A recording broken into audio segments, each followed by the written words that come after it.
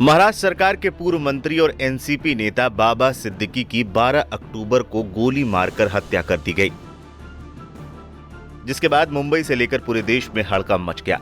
इस हत्याकांड में लॉरेंस बिश्नोई गैंग का नाम सामने आ रहा है। सोशल मीडिया पर एक पोस्ट भी वायरल हो रहा है जिसमें लॉरेंस गैंग ने हत्या की जिम्मेदारी ली। हालांकि वायरल हो रहे पोस्ट की मुंबई क्राइम ब्रांच जांच कर रही है। इस बीच पूर्णिया सांसद पप्पू यादव ने ओपन चैलेंज दे दिया है। उन्होंने कहा कि अगर कानून इजाजत दे दे तो 24 घंटे में लॉरेंस बिश्नोई के पूरे नेटवर्क को खत्म कर दूंगा।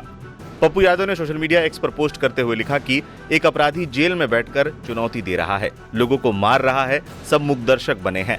कभी मूसेवाला, कभी करनी सेना के मुखिया, अब एक उद्योगपति राजनेता को मरवा डाला।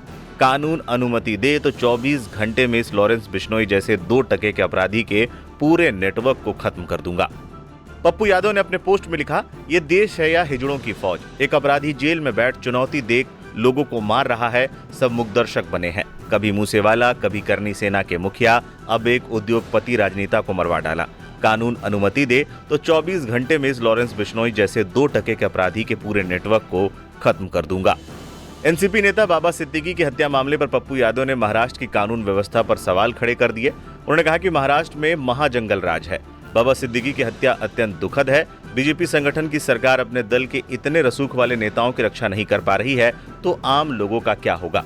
आपको बता दें, इस घटना के बाद से बॉलीवुड स्टार सलमान खान के घर के बाहर भी सुरक्षा बढ़ा दी गई है। सलमान और बाबा सिद्दीकी की दोस्ती किसी से छिपी नहीं है। बाबा सिद्दीकी के करीबियों में सलमान के अलावा कई बॉलीवुड के सितारे हैं।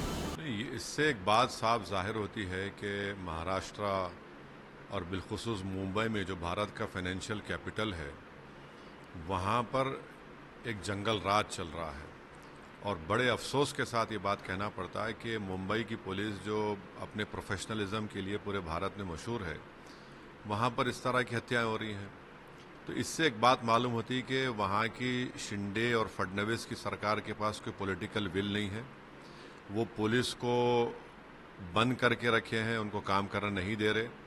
और तीसरा ये है कि उनको सिर्फ इलेक्शन की फिक्र है।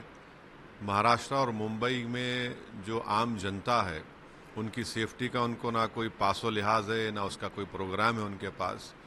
और एक 3 मरतबा के मिले और जो खुद उनकी पार्टी के अलायंस में है, आप उसकी हत्या कर दी जाती है, जिसम में 3-3 गोलियां मारी जाती हैं। तो ये बड़ा ही दर्दनाक, अफसोसनाक और शिंदे और बीजेपी सरकार की सरासर नाकामी है ये। और इससे एक पैगाम मिलता है कि वहाँ पर कोई भी सुरक्षित नहीं है।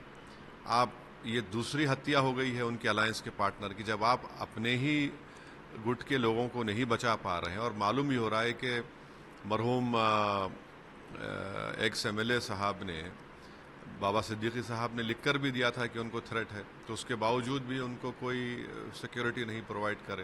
तो ये कंप्लीट पॉलिटिकल फेलियर है, लॉ एंड ऑर्डर का फेलियर है और ये बहुत बड़ी कॉन्स्पिरेसी है।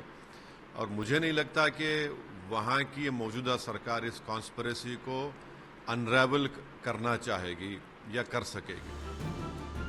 इस मामले में अभी तक पुलिस ने 2 शूटरों को गिरफ्तार किया है, जिसमें एक हरियाणा और एक यूपी के बहराइच का है, जबकि तीसरे शूटर की तलाश जारी है। इस मामले की जांच क्राइम ब्रांच मुंबई कर रही है।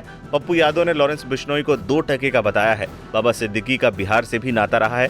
गोपालगंज में उनका पैतृक गांव है। बाबा सिद्दीकी के बचपन के 5 साल उसी गांव में बीते थे, जिसके बाद उनके दादा और पिता मुंबई चले गए थे।